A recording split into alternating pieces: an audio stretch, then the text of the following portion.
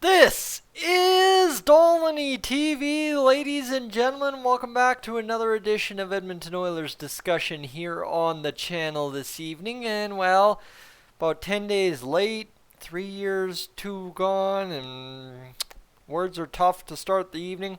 Mattias Ekholm, are we still talking about that, or have the Oilers defense done enough for you to say we don't need to trade for anyone? I'm not really sure. I tried to read Twitter on this one, and like there was this window from about February 20th to or 24th to about February 16th where everybody was all about Ekholm in Oilers land, and then all of a sudden it just casually shifted to everyone in Boston wanting Ekholm.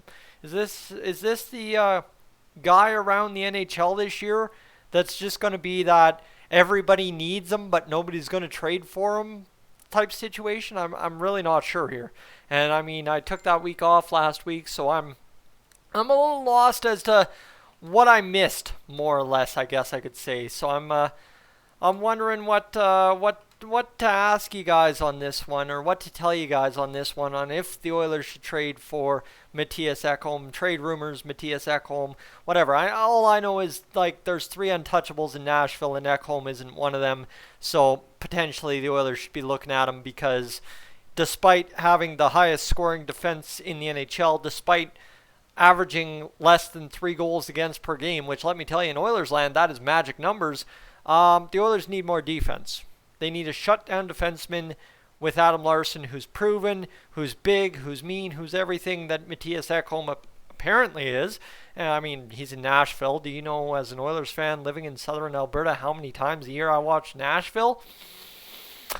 How many times do the Oilers play Nashville every year? 3, 4 at most? Yeah, that's how many times I watched Nashville a year, and that's if in an 82-game schedule I catch all 3 games against Nashville. They're usually 6 o'clock starts on the road and 7 o'clock starts at home, so yeah, I usually catch them, but could not tell you, could not care less to tell you what I think about Mattias Ekholm, realistically, because this is similar to the Getzlaf video I did the other week, where it's just, here's something that's floated. Here's Dolynny TV covering it because it's got to be covered. And I don't care either way. I mean, because here you want to go have the secret sauce on this video. Try going on Twitter and finding anything that makes sense in a package for Mattias Ekholm. All right, I'll give you some stats here.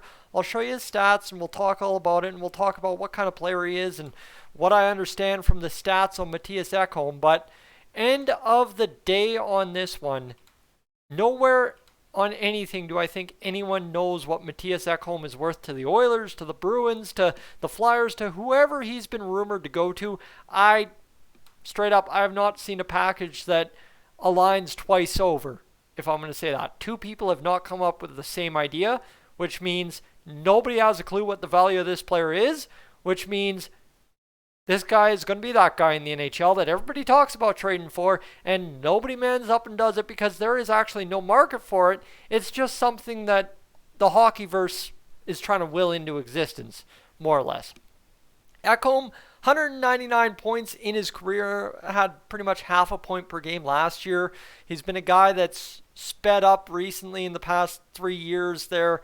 34, 44, 33 points in a couple of games. Yeah, he's a goal scorer a bit, but 12 games in, the Nashville Predators are like the Calgary Flames of the whatever division they're in. Who's watched a game of States hockey? Oh, I watched Tampa, Florida the other week because it was on before the Oilers game. Wow, okay, there we go. Sorry, North Division.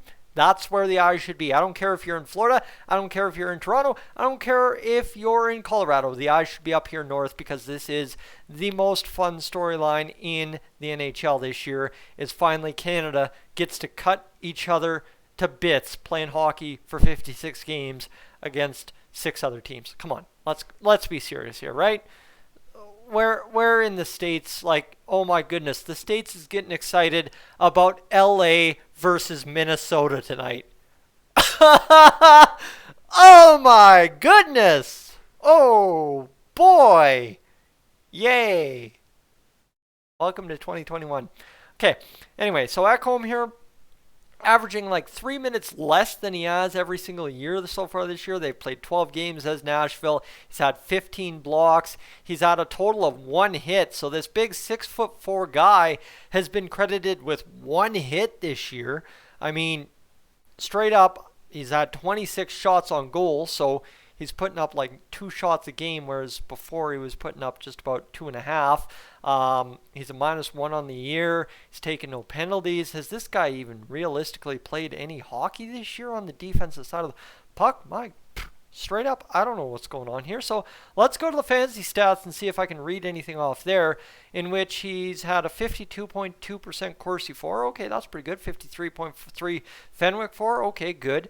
On ice save percentage, 91.8. Okay, yeah, okay. I'm starting to see it. Here. On ice shooting percentage for. His team can't score a goal when he's on the ice. He's been on the ice for 6 goals for and 8 goals against. So, okay, that's pretty good considering how bad Nashville is. But here's the thing. He's starting 54.3% of the time in the offensive zone. That is the second highest rate in his career in a full season. And I mean, it is high by 4 points on the third highest. So, not sure what's going on there, but I guess it is what it is. Expected goals for, when shots came from, for or against, while this player was on the ice at even strength, is a 2.2, and expected goals against is a 6.7. So he's a negative 4.5 possession quality player, which is a career anomaly. So again, right, like how did I start off this video talking about it? Is I don't have a clue on this one realistically. I've seen everything from World Hockey Report. My buddy Cody Jansen there saying, well, why not Jones and Bear and something else?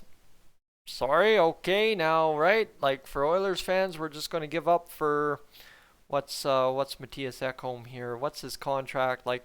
Right? Like I've seen everything from involving Bear and Jones in a 6th, and just give us a 1st is what Nashville Predators fans are asking for. Straight up, this is the part. I have not a clue where the value on Mattias Ekholm is as a player. Oh, and by the way, don't forget Mattias Ekholm, who is on the injured reserve. That's pretty typical too. At a $3.75 million contract on the back end. So we somehow have to find a way to give up value, whether it be a 1st-round pick or an Ethan Bear or somebody in the prospect pool that's going to give Nashville what they need. Maybe a highly touted forward like, I don't know, Raphael Lavoie. Guys, I've seen everything and anything for Ekholm and nothing twice over. And he's on the injured reserve right now. I don't know what his injury status is. I'm not even going to bother looking into that. I'm giving you a live look into my production quality, aren't I? But he's 30 years old. So we're going to give up for a quarter season and playoffs and 1 more season after this, in which is going to be a crowded left-hand side anyway. We're going to give up a prospect or a 1st-round pick or something for Ekholm. Have to find a way to move out $3.5 million in cap space at the same rate and bring in a guy that might pair well with Adam Larsson. Might. Maybe. Or he'll just pile up his career like Kyle Turris did after he came from Nashville. I'm sorry. If there's a reason these rumors died rather quickly here in Oilers land, I think I just found it in the past 9 minutes. It is just nothing makes sense about this other than the fact of this is the guy that gets tossed to every team that at current looks like they need a left-hand D. That's Mattias Ekholm this season.